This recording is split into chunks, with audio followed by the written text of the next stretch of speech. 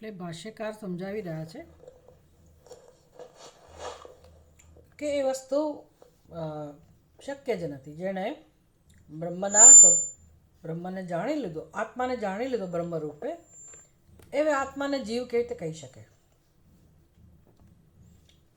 આપણે દ્રષ્ટાંતથી સમજવું હોય તો જેમ 10મો છોકરો બહુ મહેનત પછી એને કોઈક ઉપદેશ આપનારું મળ્યું, સત્ય વસ્તુ કહેનારું એને કોઈક મળ્યું, અને એને સમજ પડી કે ભાઈ 10મો ખોવાયો જ નથી, 10મો ક્યારેય ખોવાયેલો હતો જ નહીં, પણ બુદ્ધિમાં એવો ભ્રમ જન્મેલો કે 10મો ખોવાઈ ગયો, કે 10મો નાશ પામ્યો.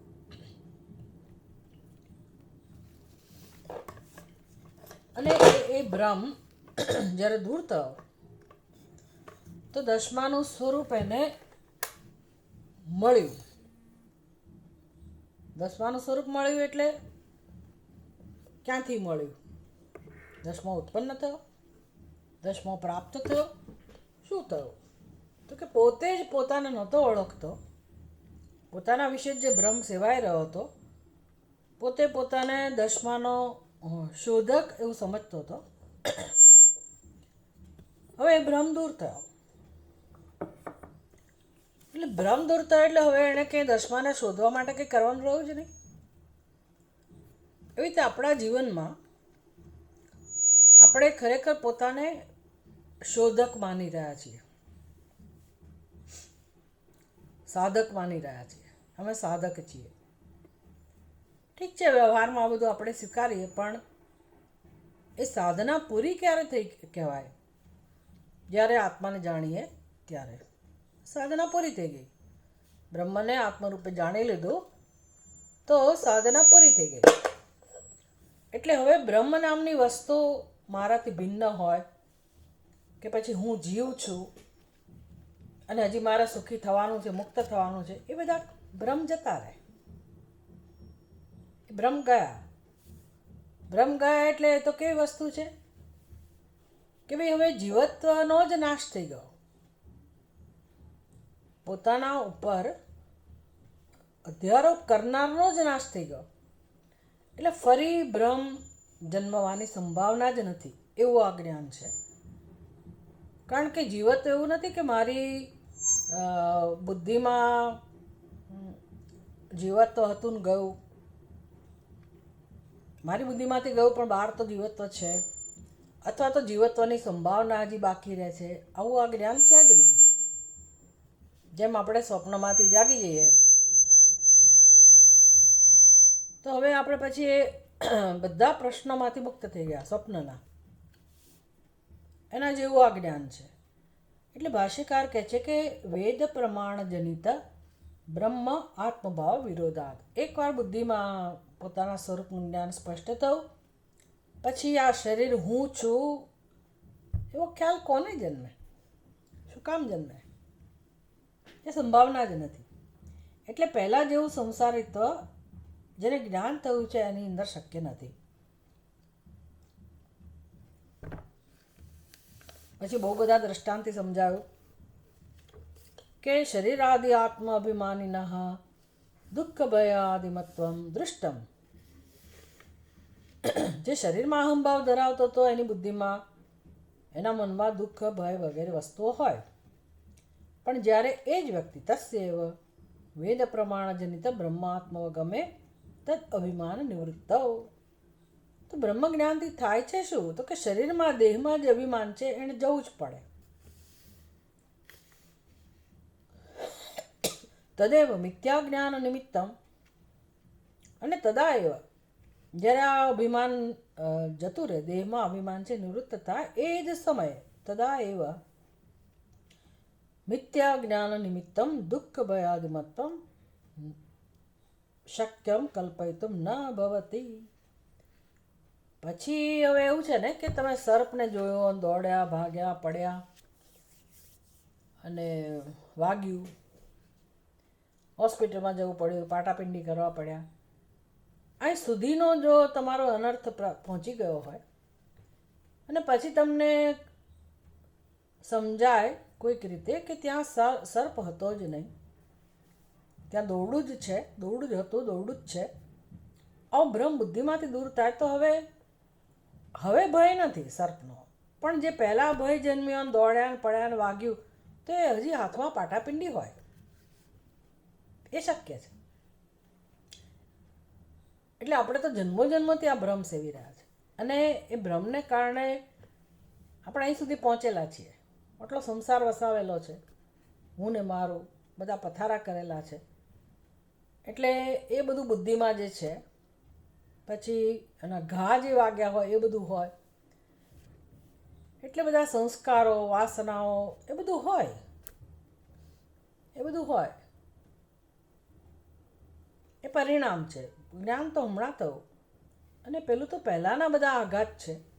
અજ્ઞાનને કારણે જે કે આપણી અંદર જમા થયેલું છે સંસ્કાર વગેરે, એ બધું હોય. એ ધીરે ધીરે દૂર થાય, પણ વાર લાગે. આવી કંઈક સ્થિતિ હોય છે. તો ભાષ્યકારે દુઃખનું કારણ સમજાવ્યું કે જીવનમાં દુઃખ છે એનું મૂળ કારણ કયું છે, તો કે દેહમાં અભિમાન. બસ આ એક જ જીવનમાં કામ કરવાનું છે કે દેહમાં જ અભિમાન છે એ મિથ્યાભિમાન છે, અને એ ત્યારે જ જાય જ્યારે તમે તમારા સ્વરૂપને યથાર્થ રૂપે જાણો. તો કેટલા બધા દ્રષ્ટાંતથી સમજાયું. 3 દ્રષ્ટાંત આપ્યા હતા. એક તો ધનીનો દ્રષ્ટાંત આપ્યું, જ્ઞાનીનું તો ખરું, પણ ધનીનો દ્રષ્ટાંત આપ્યું. પછી કુંડલનું દ્રષ્ટાંત આપ્યું કે કેવી રીતે ધનમાં અભિમાન હોવાથી સુખ દુઃખનો અનુભવ થાય, કુંડલમાં અભિમાન હોવાથી સુખ દુઃખનો અભિમાન થાય, અને અભિમાન જ્યારે નથી રહેતું ત્યારે તમે દુઃખમાંથી મુક્ત છો, સુખમાંથી મુક્ત છો, તમે તમારા સ્વરૂપમાં સ્થિત છો. તો અભિમાનની નિવૃત્તિ, મિથ્યા જ્ઞાન, અભિમાનની નિવૃત્તિથી મુક્ત થવાય છે. કેમ કે અભિમાન મિથ્યા અભિમાન છે, એ સિદ્ધ થયો. વળી પૂર્વ પક્ષીએ કહ્યું કે ભાઈ એ અભિમાન મિથ્યા અભિમાન નથી, ગૌણ અભિમાન છે. એને શું કહેવું? એટલે ભાષ્યકારે સમજાવ્યું કે તમે મુખ્ય અભિમાન કહો કે ગૌણ અભિમાન કહો, આપણને બેમાંથી એકે ખબર નથી. મુખ્ય અભિમાન એટલે શું એ ખબર નથી, ને ગૌણ અભિમાન એટલે શું એ ખબર નથી. પણ ચાલો અહીંયા ગૌણ અભિમાનનું દૃષ્ટાંત આપ્યું કે ગૌણ અભિમાન, મુખ્ય અભિમાન એટલે આ હું દેહ છું એ મુખ્ય અભિમાન કહેવાય. તો કહે છે કે સારું ભાઈ, આ દેહ હું છું એ તો તમે મિથ્યા જ્ઞાન જ કહો છો, એ તો સમજ્યા, પણ એ મિથ્યા જ્ઞાન નથી, એ ગૌણ અભિમાન છે. મિથ્યા અભિમાન નથી, પણ ગૌણ અભિમાન છે. ગૌણ અભિમાન એટલે શું? તો એ આપણે સમજ્યા કે જેમાં ગુણતઃ સમાનતા હોય અને તમે એને એની સાથે સરખાવો. એટલે મનુષ્ય અને સિંહનું દૃષ્ટાંત આપ્યું કે કોઈ મનુષ્ય સિંહ જેવા ગુણોવાળો છે તો તમે મનુષ્યને જ સિંહ કહી દીધો. એટલે સિંહ સાથે એનું અભિમાન નક્કી થયું, એને સિંહ જ કહી દીધો મનુષ્યને. મનુષ્ય કંઈ સિંહ હોય નહીં, પણ વ્યવહારમાં આપણે આવું કરીએ છીએ. મારો દીકરો તો સિંહ જેવો છે, એટલે શું? બહાદુર છે, શક્તિશાળી છે, નિડર છે, ગુણો છે એની અંદર. તો ભાષ્યકાર કહે છે આવું ક્યારે થઈ શકે? તમને જ્ઞાન હોય કે સિંહ આવો છે, એનું સ્પષ્ટ જ્ઞાન હોય, અને તમે સિંહને જેની સાથે, સિંહના ગુણોને જેની સાથે સરખાવવા ઈચ્છો છો એ વ્યક્તિનું પણ જ્ઞાન હોય. એક તો એ બંને જુદા છે એ જ્ઞાન હોય, અને બંનેનું સ્પષ્ટ જ્ઞાન હોય, તો જ આવો વ્યવહાર શક્ય બને. તો એને તમે આવી ઉપમા એટલે ગૌણ અભિમાન એના માટે કરી શકો. તો કે અહીંયા તો એ વસ્તુ શક્ય જ નથી.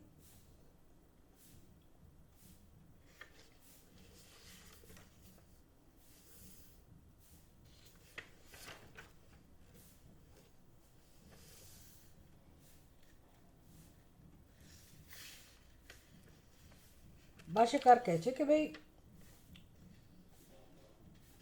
તસ્ય તુ અન્યત્ર અન્ય શબ્દ પ્રત્યયો ભ્રાંતિ નિમિત્તો એવ ભવતઃ ન ગૌણઃ.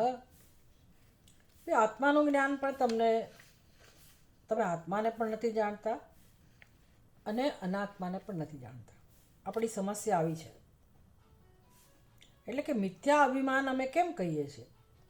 કારણ કે એક વસ્તુને તમે બીજી વસ્તુ સમજી લીધેલી છે. પેલું તો કેવું હોય, ગૌણ અભિમાનમાં કેવું હોય, ભાઈ સિંહ જ્યાં છે ત્યાં સિંહનું અસ્તિત્વ હોય અને જેને તમે સિંહના ગુણોવાળો કહો છો એ વ્યક્તિ એનું અસ્તિત્વ જ્યાં છે ત્યાં છે. એટલે કે બંને જુદી જુદી જગ્યાએ છે, બંને જુદા છે, બંને એકબીજા કરતાં ભિન્ન છે અને બંનેને તમે સ્પષ્ટ રીતે જાણો છો, જેવા છે તેવા જાણો છો અને ગુણોની સરખામણી કરો છો અને અભિમાન કરાવો છો. એને ગૌણ અભિમાન કહેવાય. જ્યારે આપણા કેસમાં એટલે કે જ્યારે મિથ્યા અભિમાન કોને કહેવાય? તો કે મિથ્યા અભિમાન હંમેશા ત્યારે જ શક્ય હોય જ્યારે એ બે વસ્તુ જુદી છે એવું જ્ઞાન ના હોય. જેમ કે તમે દોરડાને સર્પ તરીકે જોયો, દોરડાની જગ્યાએ સર્પ એવો નિર્ણય કર્યો, તો હવે એ દોરડાને અને સર્પની વચ્ચે કયો સંબંધ છે? કયો સંબંધ નક્કી થાય? કોઈ સંબંધ નક્કી નથી થતો દોરડા અને સર્પ વચ્ચે. કેમ? તો કે ત્યાં દોરડાનું જ્ઞાન જ નથી. અને સર્પ અને તમે દોરડાને તમે સર્પ સમજી લીધેલો છે. ત્યાં દોરડાનું અસ્તિત્વ જ આપણી બુદ્ધિમાં નથી. દોરડાને જ સર્પ સમજી લીધો છે. આનું નામ મિથ્યા અભિમાન. એટલે ગૌણ અભિમાન જુદી વસ્તુ છે અને મિથ્યા અભિમાન જુદી વસ્તુ છે. ગૌણ અભિમાનમાં કેવું હોય? બંને વસ્તુનું સ્પષ્ટ જ્ઞાન હોય. મિથ્યા અભિમાનમાં એક વસ્તુને બીજી સમજી લેવામાં આવતી હોય. જેમ કે છીપોલી. હવે છીપોલી તમે હાથમાં લઈ લીધી અને ખિસ્સામાં મૂકી દીધી, તો એવું ક્યારે થયું? છીપોલી છે એવી જ્ઞાન હોત તમને કે આ છીપોલીમાં ચાંદીના ગુણો દેખાય છે, ચળકાટ, ચાંદીનો ચળકાટ છે છીપોલીમાં જણાઈ રહ્યો છે, તે ગૌણ અભિમાન થયું. પણ એવી જો સમજ હોત, ગૌણ અભિમાન હોત, તો તમે છીપોલી ખિસ્સામાં ના મૂકત. જો સમજાતું હોય તો. કેમ ખિસ્સામાં મૂકી છીપોલી? તમે નહીં તો નાના બાળકની વાત કરો, ભાઈ એણે છીપોલી ખિસ્સામાં મૂકી દીધી, બહુ પ્રેમથી લઈ લીધી. કેમ? તો કે એને ત્યાં ચળકાટ જે દેખાયો એ ચળકાટને ચાંદી સમજે છે. એટલે છીપોલી નથી દેખાય અને ચાંદી દેખાય, ત્યાં બે વસ્તુ જુદી છે એવું એને જ્ઞાન નથી. છીપોલીને જ ચાંદી સમજી લેવામાં આવી, દોરડાને જ સર્પ સમજી લેવામાં આવ્યો, તો એને મિથ્યા અભિમાન કહેવાય કે ગૌણ અભિમાન કહેવાય? ભાષ્યકાર પૂછે છે.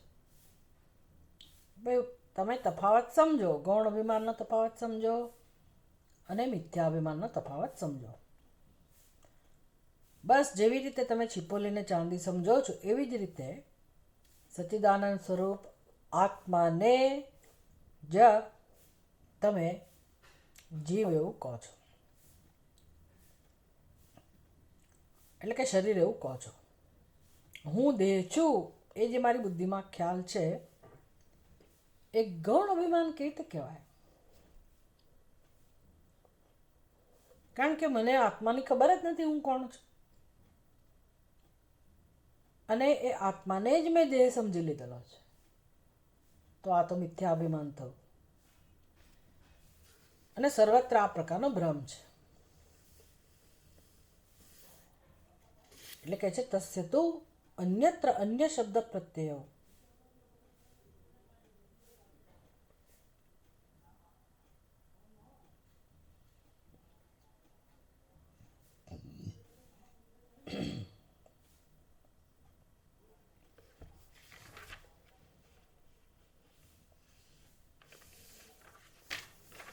અન્યત્ર અન્ય શબ્દ પ્રત્યયો.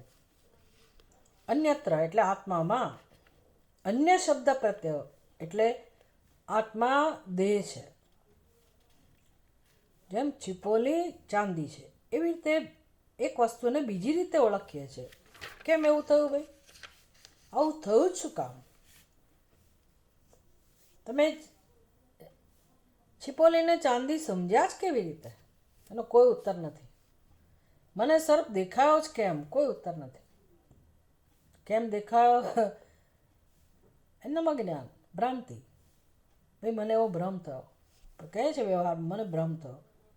ભ્રમ થયો એટલે શું? તો કે મિથ્યા અભિમાન. એ ગૌણ અભિમાન ના કહેવાય. એટલે હવે શું સાબિત થયું?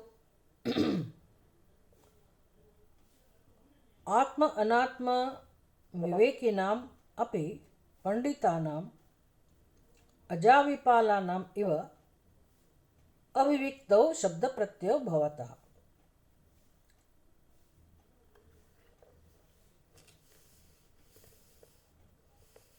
તો કહે છે કે હવે જેને જ્ઞાન પ્રાપ્ત થયું, આત્મ અનાત્મ વિવેકી નામ આપી, જે લોકો જ્ઞાનીઓ છે, વિવેકી લોકો છે, પંડિત લોકો છે, એની બુદ્ધિમાં જે અહમભાવ છે, એટલે એ લોકોએ શરીરને તો હું જ કહેવાના ને. જ્ઞાન તો થઈ ગયું, પણ હું કોને કહે વ્યવહારમાં? શરીરને જ હું કહેવાના ને. એટલે પહેલાં એ જે રીતે ઓળખાતા હોય એ જ રીતે ઓળખાય, એ જ રીતે વ્યવહાર કરે. એટલે એની બુદ્ધિમાં જે અહમભાવ છે, અને આ ગોપાળ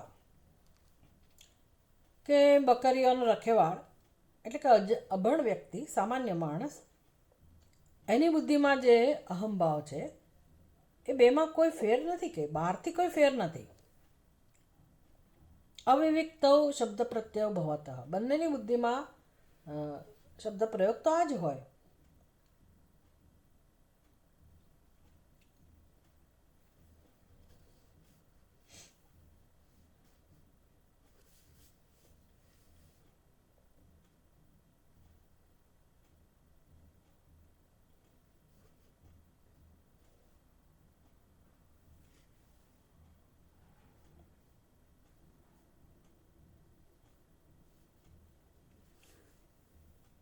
તો ઠીક છે, જ્યારે જ્ઞાન નહોતું થયું ત્યાં સુધી પણ એની બુદ્ધિમાં તો ભ્રમ જ હતો ને, કે હું શરીર છું.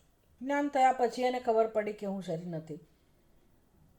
તો એ અજ્ઞાન અવસ્થામાં હતો ત્યારે જે રીતે એ પોતાને હું કહેતો હતો, તો બહારથી તો અત્યારે જ્ઞાન થયા પછી એ હું જ કહેવાનો છે. અને પેલો જે અજ્ઞાની છે એ તો કહે જ છે હું. તો એ બંનેનો જે હુંનો નિર્ણય છે એ તો મિથ્યા જ છે. એટલે વ્યવહારમાં તો એ ચાલુ રહેવાનું. પણ આ અભિમાનને તમે ગૌણ અભિમાન ના કહો. જ્ઞાન થઈ ગયું એટલે હવે હું આત્મા છું, તો હું આત્મા. પણ ખાલી બસ મને હવે શરીરના ગુણો કે શરીરના ધર્મો એ પણ મારી અંદર છે એવો મારો આ ખ્યાલ છે, એને ગૌણ અભિમાન કહેવાય. તો કે એવું આ જ્ઞાન નથી. આત્મામાં કોઈ રીતે, આત્માને જાણ્યા પછી કોઈ રીતે એમાં દેહના ગુણોને તમે જોડી શકો જ નહીં. જો આ વસ્તુ બરાબર સમજી લો, સમજવા જેવી છે કે ગૌણ અભિમાન એટલે શું? તો કે વ્યક્તિ જે છે, જેને તમે સિંહ કહો છો, એ વ્યક્તિ છે. એને સિંહને કોઈ સંબંધ નથી. પણ છતાંય એ વ્યક્તિને તમે સિંહના ગુણોવાળો કહી શકો છો. એ શક્ય છે. ત્યાં ગૌણ અભિમાન શક્ય છે.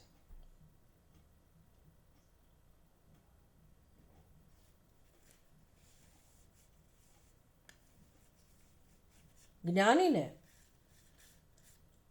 હવે હું શરીર નથી એ તો એને સમજ પડી ગઈ, એની ભ્રાંતિ તો જતી રહી. પણ એની બુદ્ધિમાં જે અહમ વ્યક્ત થાય છે, એણે કહેવું તો પડે જ ને શરીરને હું. તો એ જે હું એનો બુદ્ધિમાં અત્યારે છે, વ્યવહારમાં જે પ્રગટ થઈ રહ્યો છે, એ હું પણ ગૌણ અભિમાન નથી. કારણ કે હું સચ્ચિદાનંદ સ્વરૂપ છું. એ જ્યારે જ્ઞાન થઈ ગયું, જે સર્વથા ગુણોથી પાર છે, નિર્ગુણ છે, નિરાકાર છે, એને આ શરીરના ગુણોવાળો કેવી રીતે કહી શકાય? નિર્ગુણ, નિરાકાર અથવા તો નિત્ય શુદ્ધ બુદ્ધ મુક્ત જે આત્માનો સ્વભાવ છે, અને એ આત્માનું જ્ઞાન થયા પછી જેમ પેલી વ્યક્તિને આપણે જાણીએ જ છે, એનું જ્ઞાન છે જ, અને એમાં તમે સિંહના ગુણોવાળો એને કહો છો, સિંહના ગુણોને ઉમેરો છો, જેને મિથ્યા, જેને ગૌણ અભિમાન કહેવાય. તો આત્માનું જ્ઞાન થયા પછી હવે હું શરીરના ગુણોને મારા ગુણો કહું, જેવું શક્ય હોય તો એ ગૌણ અભિમાન કહી શકાય, પણ એવું શક્ય જ નથી. આત્માના સંદર્ભમાં શક્ય નથી. આત્માને તમે જેવો છે એવો જ્યારે જાણી લો એના મૂળ સ્વરૂપમાં, પછી એમાં કોઈ પણ ગુણોનો અધ્યારોપ શક્ય નથી. એટલે જ્ઞાનીનો હું છે એ વ્યવહારમાં જે હું જણાય છે એ પણ મિથ્યા જ્ઞાન જ છે. સમજ એની બદલાઈ ગઈ, પણ વ્યવહારમાં એ હું દેખાય છે પણ મિથ્યા જ્ઞાનમાંથી જન્મેલો છે, એ ગૌણ અભિમાન નથી. અને અજ્ઞાનીનો તો હું જે છે એ તો મિથ્યા અભિમાન છે જ. આ વસ્તુ એમને સમજાવવી છે. તસ્માત મિથ્યા પ્રત્યય નિમિત્તત્વાत् સશરીરત્વસ્ય સિદ્ધમ જીવતઃ અપી વિદુષઃ અશરીરત્વમ. તસ્માત આવું હોવાથી મિથ્યા પ્રત્યય નિમિત્તત્વાत्, તો મિથ્યા પ્રત્યય બુદ્ધિમાં છે, મિથ્યા અભિમાનમાંથી જન્મેલો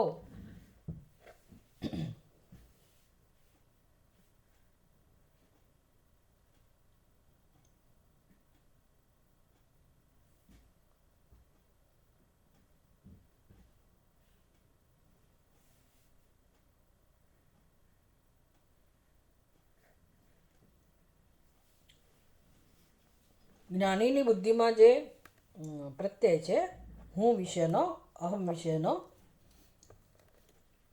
એ પ્રત્યય શું સાબિત કરે છે?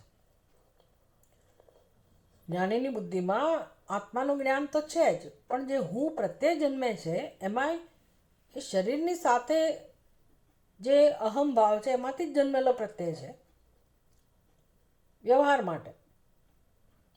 ખરેખર એનો શરીરમાં અહમભાવ છે નહીં, પણ વ્યવહાર કરે તો હુંથી જ કરશે ને. તો એ જે એનો અહમનો પ્રત્યય છે એ શું બતાવે છે?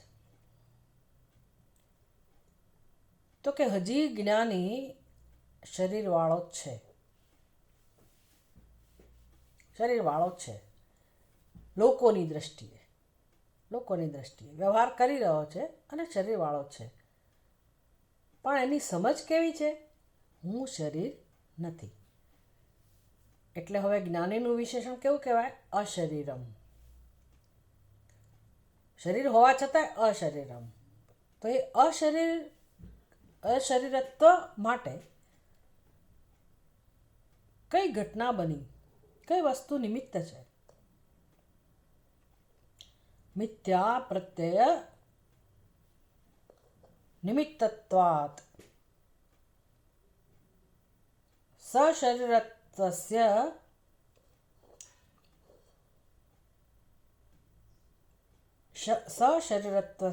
સિદ્ધમ જીવતઃ અપી વિદુષઃ અશરીરત્વમ. એટલે જ્યાં સુધી જ્ઞાની જીવે છે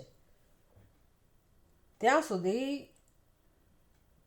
એ શરીરમાં અહંભાવ નિમિત્ત છે. મિથ્યા પ્રત્યય છે એ તો રહેવાનો વ્યવહારિક સ્તરે. મિથ્યા પ્રત્યય નિમિત્તત્વાत् સશરીરત્વસ્ય સિદ્ધમ. એટલે હવે એ જ્ઞાની વિદુષઃ, વિદ્વાન, એ જીવતો છે ત્યારે પણ, જ્યારે એનું શરીર છે એ જીવતો છે એટલે કે શરીર છે, હજી શરીર છે તો શરીરને હું કહેવાનો જ છે. આ બધું હોવા છતાં પણ વાસ્તવમાં એ કેવો છે? અશરીરત્વમ.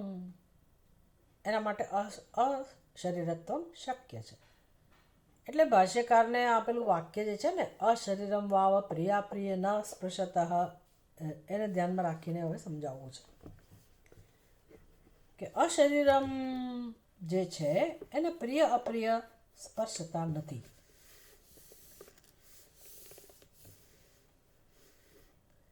મૂળમાં કઈ વસ્તુ છે, પ્રયોજન શું છે આ બધું સમજાવવા પાછળનું? તો કે દુઃખ ક્યારે સ્પર્શે છે આત્માને?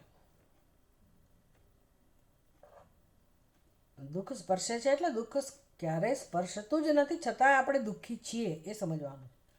તો ક્યારે હું દુઃખી બનું છું? કોઈ પણ જીવ ક્યારે દુઃખનો અનુભવ કરે છે કે કોઈ પણ જીવ ક્યારે સુખનો અનુભવ કરે છે? બંને. દુઃખથી વિરોધી જે સુખ છે એની વાત છે. એ સુખિત્વ દુઃખિત્વ ક્યારે આપણને સ્પર્શે છે? જો જ્યાં સુધી મારી બુદ્ધિમાં પ્રિય અપ્રિય હોય ત્યાં સુધી સુખિત્વ દુઃખિત્વ રહેવાનું. હવે પ્રિય અપ્રિયત્વ કોને સ્પર્શે? શરીરને સ્પર્શે છે? કોને સ્પર્શે છે? આત્માને સ્પર્શે છે પ્રિય અને અપ્રિય? તો કે આત્માને કશું ના સ્પર્શે. પ્રિયત્વ કે અપ્રિયત્વ, પ્રિય કે અપ્રિય એવું આત્મા માટે કશું છે નહીં. એટલે પ્રિયત્વ અપ્રિયત્વ નામની વસ્તુ આત્માને સ્પર્શતી જ નથી. એવો પ્રશ્ન જ જન્મતો નથી. એ તો બધા સમજી શકે. તો કોને સ્પર્શે? શરીરને? પ્રિય અને અપ્રિય શરીરને સ્પર્શતું નથી. શરીર શરીર છે, શરીર જળ છે, એને પોતાનું પ્રિય અપ્રિય પ્રાણું નથી. નહીંતર એ જાડું હોય તો આપોઆપ દુબળું થઈ જાય, નથી થતું. આપણે માથાકૂટ કરવી પડે છે.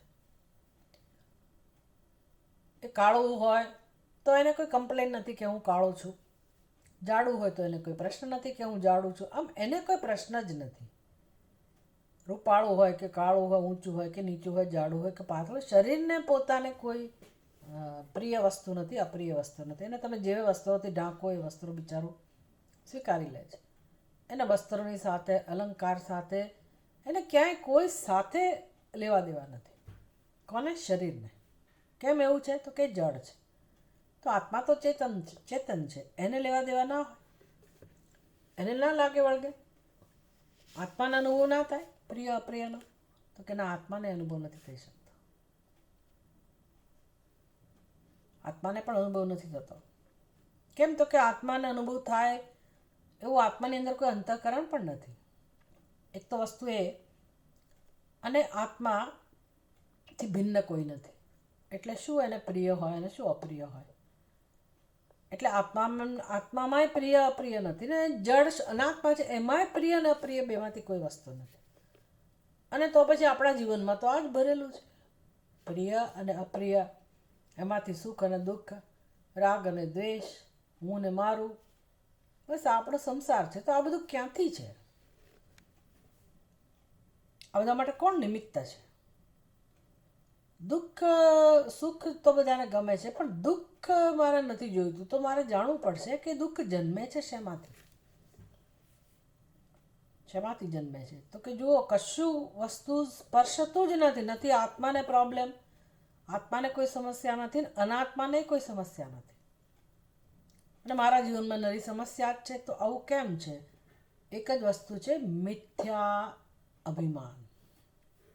આ મિથ્યા અભિમાન બધું કરાવડાવે છે.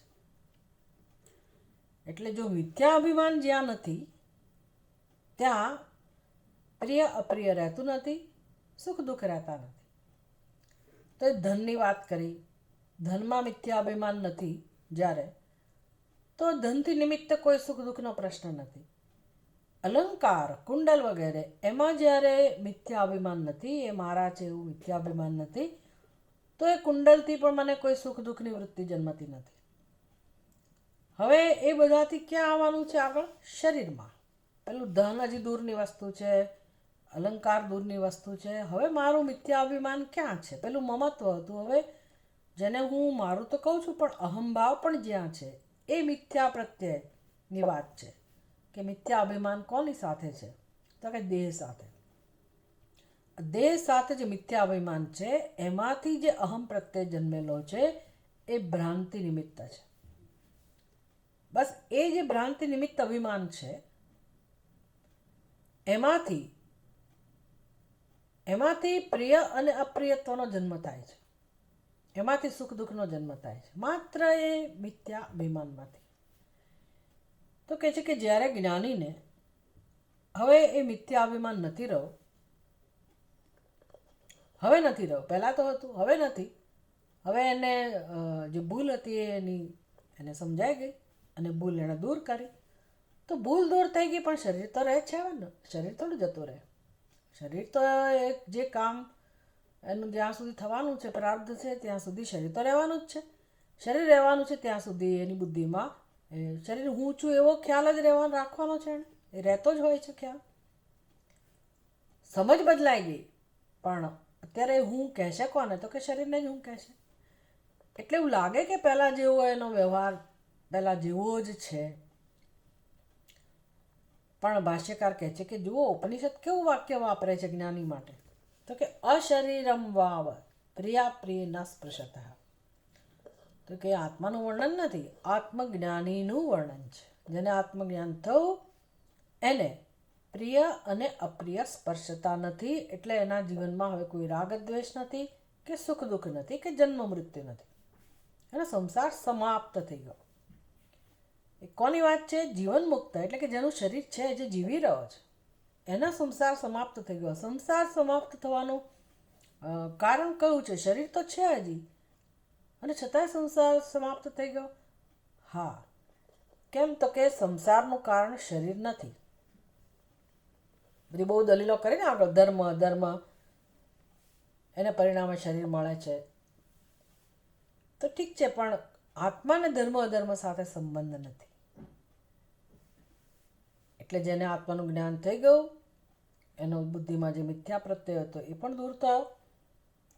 અને મિથ્યા પ્રત્યય દૂર થવાથી હવે એને શું પ્રિય હોય, શું અપ્રિય હોય, બધી વસ્તુ સ્પષ્ટ થઈ ગઈ. એટલે બુદ્ધિમાં હવે કોઈ ભ્રમ જ નથી, અજ્ઞાન નથી. પોતાના સ્વરૂપનું દર્શન છે અને જીવે છે એટલે શરીર પણ છે. એટલે એને અશરીરી કહેવો કે શરીરી કહેવો? શું કહેવો? શરીર છે એટલે તમારે સશરીરી જ કહેવો પડે. વળી શરીરને જ હું કહે છે, એટલે એનો હું પણ ખરેખર તો એ મિથ્યા પ્રત્યયવાળો જ છે.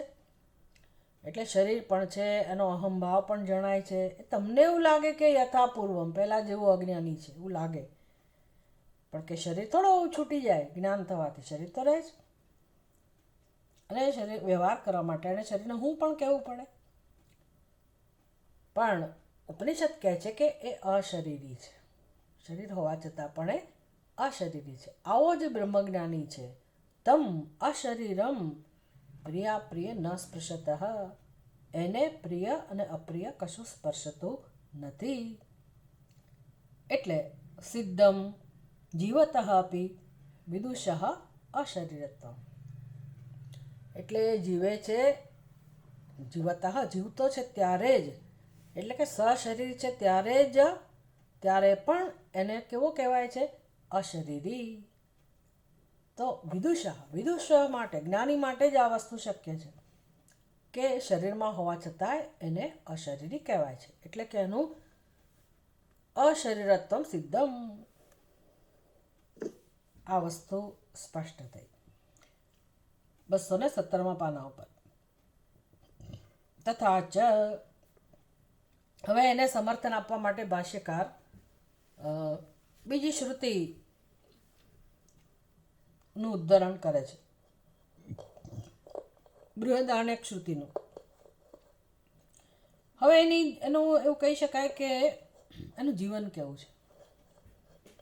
જ્ઞાની મનુષ્ય એનું જીવન કેવું હોય? ભાઈ આપણી જેમ જ જીવતો હોય, સામાન્ય મનુષ્યની જેમ જ જીવતો હોય, એનો વ્યવહાર એવો જ હોય, એના સંસ્કાર પ્રમાણે બધો વ્યવહાર થતો હોય. પણ એની દ્રષ્ટિ કેવી હોય?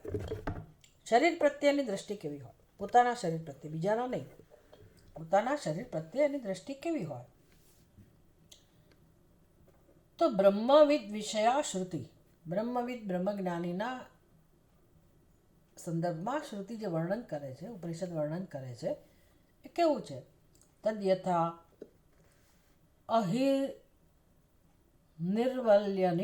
નિર્વલયની વલ્મીકે મૃતા પ્રત્યસ્તા શયિતા એવ ઇદમ શરીરે શેતે અથ અયમ અશરીરઃ અમૃતઃ પ્રાણઃ બ્રહ્મૈવ તેજઃ એવ. આપણે જો શક્ય હશે તો બૃહદારણ્યક ઉપનિષદ ખોલીને આ બધા મંત્રો જોઈશું. તમે લોકો પણ આ બધી નોંધ કરી રાખજો કે કયા મંત્રો જોવાના છે. બૃહદારણ્યક ઉપનિષદનો 4થો અધ્યાય 4, 4, 7 એ જે મંત્ર છે તે, અને ભગવદ્ ગીતા, આ બંનેમાં બ્રહ્મજ્ઞાનીનું વર્ણન છે કે હવે એનું જીવન કેવું હોય છે, એની દ્રષ્ટિ કેવી હોય છે ખરેખર.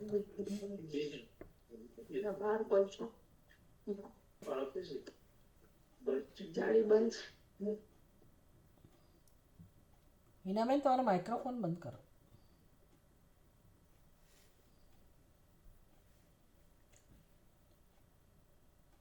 તદ યથા અહિનિર્વયની વલ્મીકે मृता प्रत्यस्ता शयिता एवं इदम शरीर शेते. जिस प्रकार જેવી રીતે સર્પ જ્યારે પોતાની કાંચળી ઉતારે છે તો એ છે તો જીવતો, પણ એના શરીરમાં એણે આત્મભાવ છોડી દીધો. કાંચળી એનું શરીર જ હતું ને. જ્યારે કાંચળી ઉતારે છે તો ઉતારતી વખતે એ આખી પ્રક્રિયા જોવા જેવી હોય છે.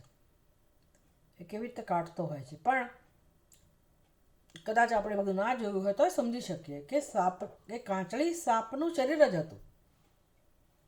તો હવે જ્યારે કાંચળી ઉતારીને જઈ રહ્યો છે તો કાંચળી પ્રત્યે એની કેવી દ્રષ્ટિ હોય. જ્યારે કાંચળી એના શરીર ઉપર હતી, શરીરના રૂપમાં હતી, ત્યારે એ શરીરને હું કહેતો જ હશે, પણ હવે કાંચળી ઉતારી દીધી તો એ તો આરામથી જતો રહે છે. એટલે કે જાણે એણે એનું શરીર છોડી દીધું. હવે એ કાંચળીમાં અહંભાવ એનો છૂટી ગયો. અરે ભગવાન, કોઈ કે ડાપણ માર્યું હશે બીજું શું.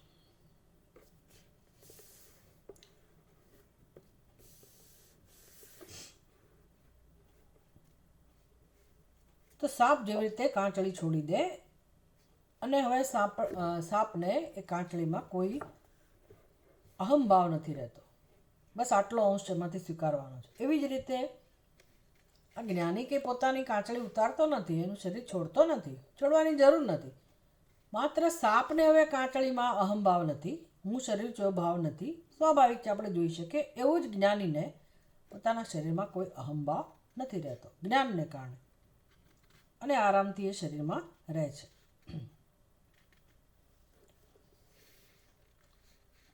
એ સાપની કાંચળી જેમ રાફડામાં પડેલી મળે આપણને, એવી રીતે આ જ્ઞાનનું શરીર પણ એવું જ હોય છે. એને એમાં એનો અહંભાવ છોડી દીધેલો છે અને એનું શરીર આ રીતે બિચારું પડેલું છે એટલે વ્યવહાર કરી રહ્યું છે, પણ એને કોઈ જ્ઞાનીને શરીરમાં અહંભાવ નથી. એટલે હવે એ શું કહેવાય? શરીરમાં રહેવાવાળો અશરીરી આત્મા.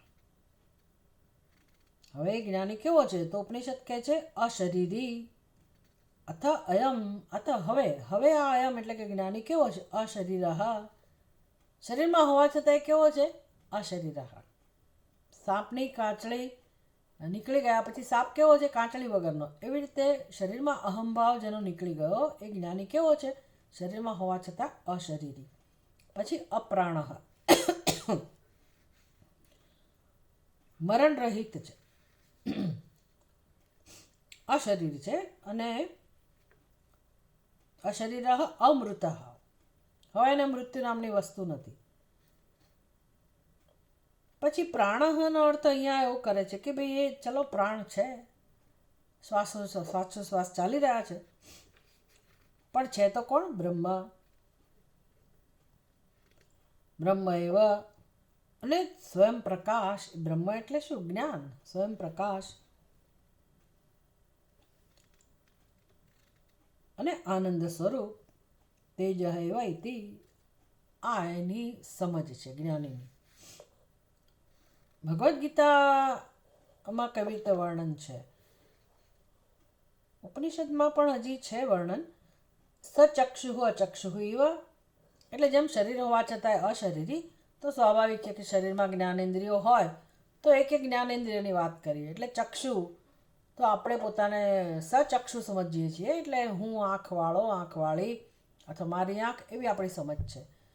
જ્ઞાનીનો વ્યવહાર પણ એવો જ હોય, પણ હવે એને ચક્ષુ સાથે કોઈ લેવા દેવા નથી. હું ચક્ષુ છું તો ચક્ષુમાં અભિમાન નથી, એટલે ચક્ષુ હોવા છતાંય ચક્ષુ વગરનો છે. કર્ણ હોવા છતાંય કર્ણ વગરનો છે. સવાગ અવાગ ઇવ, વાણીવાળો હોવા છતાંય એ વાણી વગરનો છે. અમનાહા ઇવ, સમનાહા અપી, મનવાળો હોવા છતાંય અમના છે. સપ્રાણ અપ્રાણ ઇવ, પ્રાણ ચાલતા હોવા છતાંય એ જાણે છે કે પ્રાણ છે એટલે હું નથી, હું છું અને પ્રાણ છે. એની સ્પષ્ટ સમજ છે. અને હવે સ્મૃતિમાં કહું, સ્મૃતિમાં કઈ રીતે વર્ણન છે જ્ઞાનીનું, તો અર્જુન પૂછે છે કે ભગવાન મને જ્ઞાનીનું વર્ણન કહો, જ્ઞાની વિશે વાત કરો, જ્ઞાનીની સમજ કેવી હોય, એનું આચરણ કેવું હોય. સ્થિતપ્રજ્ઞસ્ય કા ભાષા, સમાધિસ્થસ્ય કેશવ ઇત્યાદ્યાહ સ્થિતપ્રજ્ઞ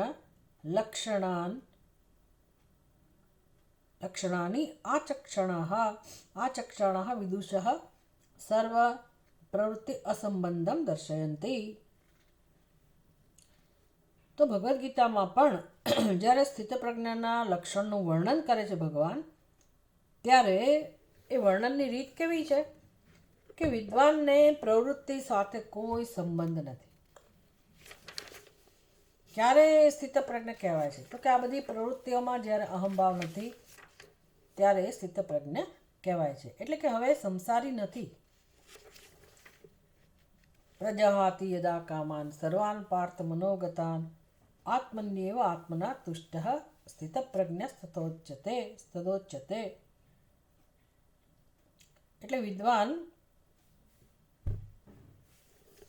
જીવતો હોવા છતાં, વ્યવહાર કરતો હોવા છતાં એની કર્મમાં કે પ્રવૃત્તિમાં કોઈ અહંભાવ એનો નથી રહ્યો, કોઈ સંબંધ નથી.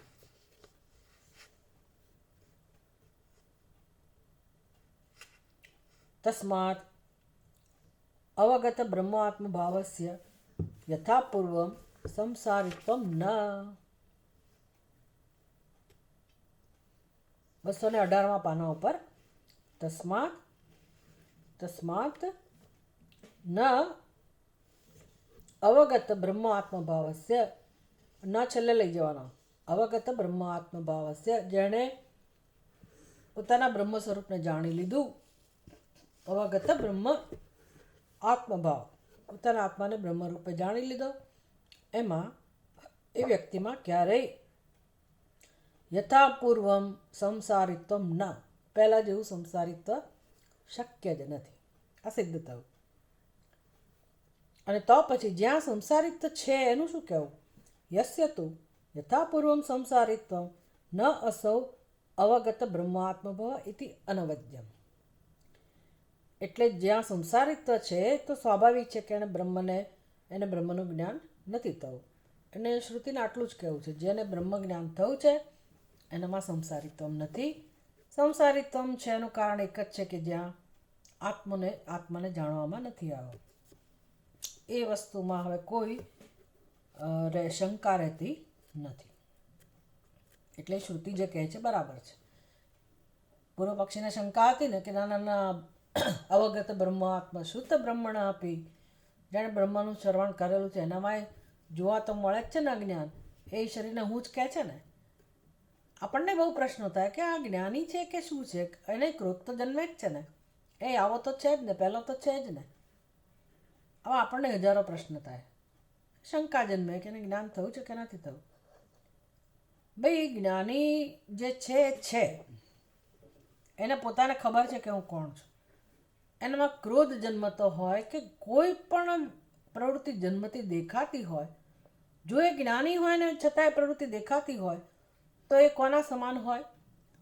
તો શ્રુતિની અંદર એના દ્રષ્ટાંત પણ આપે છે. જેમ કે રામચંદ્રજી માટે એમ કે કોઈક પ્રશ્ન કરે કે એમને ક્રોધ જન્મ્યો, તો એ આહાર્ય ક્રોધ કહેવાય, કે વ્યવહારમાં એને કરવો પડતો હોય, અથવા પૂર્વના સંસ્કારને કારણે ઉત્પન્ન થતો તો ઠીક છે, એની સાથે કોઈ લેવા દેવા નથી. એટલે એનો અર્થ એવો નહીં કે ક્રોધી ક્રોધી જ રહે, એણે ક્રોધ સાથે કામ કર્યું હોય, પણ એક પૂર્વવત કદાચ કોઈક એવું એની વૃત્તિ એવી જન્મી હોય, તેનો અર્થ એવો નહીં કે અજ્ઞાની છે. એટલે આપણે બીજામાં બહુ રસ લેતા હોય છે કે બીજા લોકોની અંદર આ દોષ છે એટલે એ જ્ઞાની છે કે નહીં. વિજ્ઞાની નહીં હોય તો સંસારી હશે તો ફરી જન્મ છે ને ફરી, એ તમારે શું ચિંતા છે? આપણે આપણું જોવાનું કે આપણે મુક્ત થયા કે નહીં, આપણો ભ્રમ દૂર થયો કે નહીં, વાર્તા પૂરી. એટલે શ્રુતિ ભાષ્યકાર કહે છે ભાઈ અનવદ્યમ, આમાં કોઈ શંકાને સ્થાન જ નથી. જેણે પોતાના આત્મા સ્વરૂપે જાણી લીધું એમાં ક્યારેય જીવત્વને સ્થાન નથી, માટે એનો હવે જન્મ મૃત્યુ નથી રહેતા. અને જેને હજી દુઃખી છે, સંસારી છે, એનો અર્થ કે એણે આત્માને જાણેલો નથી. તો આપણે નક્કી કરવાનું કે ભાઈ હું દુઃખી છું કે શું છે મારી સ્થિતિ. જો મને દુઃખ ચાલતું હોય તો એનો અર્થ કે હજી મારી બુદ્ધિમાં અજ્ઞાન છે, અને નહીંતર આપોઆપ આપણે દુઃખમાંથી મુક્ત છીએ. દુઃખી થવા ઈચ્છતા હોઈએ તોય દુઃખી ના થઈએ. જો આપણે સાચા અર્થમાં આત્માને જાણી લીધો હોય તો ત્યાં દુઃખ કે સંસારિત્વ શક્ય નથી. હવે કઈ રીતે ચર્ચા આગળ શરૂ થશે? યત પુનરુક્તમ શ્રવણાત પરાચીનયો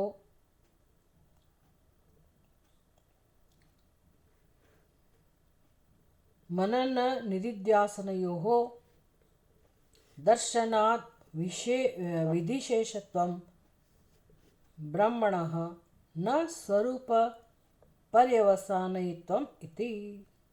આ નવી દલીલ છે. યત પુનરુક્તમ શ્રવણાત પરાચીનયો મનન નિધિધ્યાસનયો દર્શનાત વિધિશેષત્વમ બ્રહ્મણ. હવે કઈ દલીલ છે કે પૂર્વ પક્ષે પહેલાં એક દલીલ કરી હતી, એનો જવાબ આપશે ભાષ્યકાર. એ દલીલ કેવી હતી કે ભાઈ શ્રવણ પછી મનન અને નિધિધ્યાસન પણ જોવામાં આવે છે. આત્માવારે દ્રષ્ટવ્ય એ મૂળ વાક્ય છે કે ભાઈ આત્માનું દર્શન કરવું જોઈએ, પણ આત્માનું દર્શન એટલે કે જ્ઞાન પ્રાપ્ત કરવાની રીત કઈ? તો ઉપાય બતાવો. આત્માવારે શ્રોતવ્ય, પછી કહે છે શ્રવણ કરી લીધા પછી મંતવ્ય અને નિધિધ્યાસિતવ્ય. તો આ બધું જે વર્ણન છે જોવામાં આવે છે, તો એનો અર્થ એ થયો કે બ્રહ્મજ્ઞાન તો જ થાય જો તમે શ્રવણ કર્યા પછી મનન અને નિધિધ્યાસન કરો તો જ.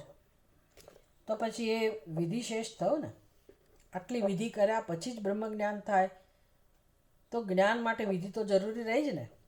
આ દલીલ છે. શ્રવણ પછી મનન કરવું, નિધિધ્યાસન કરવું, એ કરો કરો કરો તો આ વિધિ થઈ ને, અને વિધિના પરિણામે તમને બ્રહ્મજ્ઞાન થશે. તો કર્મ આવ્યું કે નહીં? કર્મનું પરિણામ બ્રહ્મજ્ઞાન થયું કે નહીં? આવી દલીલ છે. એ આપણે આવતીકાલે જોઈશું. ઓમ પૂર્ણમદ પૂર્ણમિદમ પૂર્ણાત પૂર્ણમુદચ્યતે પૂર્ણસ્ય પૂર્ણમાદાય પૂર્ણમેવાવશિષ્યતે. ઓમ શાંતિ શાંતિ શાંતિ. હરિ ઓમ. શ્રી ગુરુભ્યો નમઃ. હરિ ઓમ.